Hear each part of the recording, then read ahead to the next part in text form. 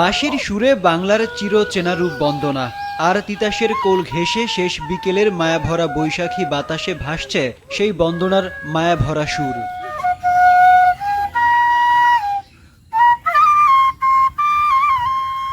এরই মাঝে বছরের প্রথম দিনটিকে ঘিরে বসেছে এক অনন্য আসর, বর্ষবরণ আড্ডা। আসর জমানো মানুষেরা সবাই কন্টেন্ট ক্রিয়েটর। ব্রাহ্মণবাড়িয়ার সরাইল উপজেলার মলাইশে তিতাসের পাড়ে ৩০ জন কন্টেন্ট ক্রিয়েটরের অংশগ্রহণে আড্ডা জমজমাট। একটি ভিন্ন আমেজে করা বর্ষবরণের এ আয়োজনে সবার প্রত্যয় সমাজের নানা অসঙ্গতি, অনিয়মের বিরুদ্ধে সোচ্চার হওয়া। বর্ষবরণে গ্রামীণ ঐতিহ্যের খেলা, কুস্তির লড়াইয়ের আয়োজন করে নেত্রকোনার হিরণপুরের স্থানীয় ড্রাগন ক্লাব। প্রতিযোগিতায় জয় ছিনিয়ে নিতেই এমন লড়াই, তবে তা আক্রোশ বা দ্বন্দ্ব থেকে নয়, বরং এই লড়াই আনন্দের, উল্লাসের।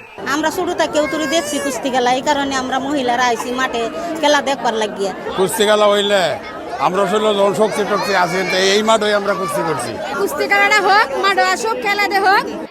আগামী প্রজন্ম ঐতিহ্যবাহী এমন প্রাণবন্ত কুস্তি খেলার সঙ্গে যেন পরিচিত হয়, সেই চেষ্টাতেই এমন উদ্যোগ, বললেন আয়োজকরা।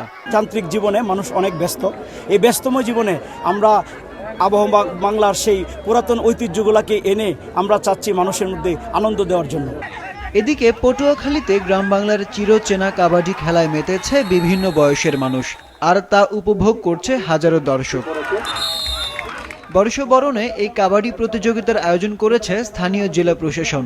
আমার উপজেলার যে টিমটা ছিল, এই টিম প্রথম থেকে একটু স্কোর কম করছিল, কিন্তু শেষ পর্যন্ত সমতার কাছাকাছি আসতে পেরেছে বলে আমি আমার টিম সহ পৌরসভা টিমকে অভিনন্দন জানাচ্ছি। এদিকে কুমিল্লায় কারাগারের চত্বরে লোকসঙ্গীত ও সাংস্কৃতিক পরিবেশনায় পহেলা বৈশাখ পালন করেছেন কারাবন্দীরা। যশোরেও উদীচী বিবর্তন সহ বিভিন্ন সংগঠন নানা আয়োজনে উদযাপন করেছে পহেলা বৈশাখ। শেরপুর, লক্ষ্মীপুর, রাজবাড়ী, ঝালকাঠি ও মানিকগঞ্জে কয়েকদিন ব্যাপী বর্ষবরণের আয়োজন চলবে।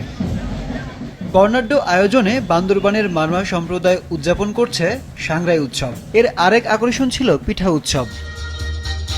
এদিকে রাঙামাটির কাপ্তাই উপজেলার বৌদ্ধ বিহার প্রাঙ্গণে মারমা সম্প্রদায় উদযাপন করেছে ঐতিহ্যবাহী জলোৎসব। আরিফ উদ্দিন নবীন, মাছরাঙা, নিউজ ডেস্ক।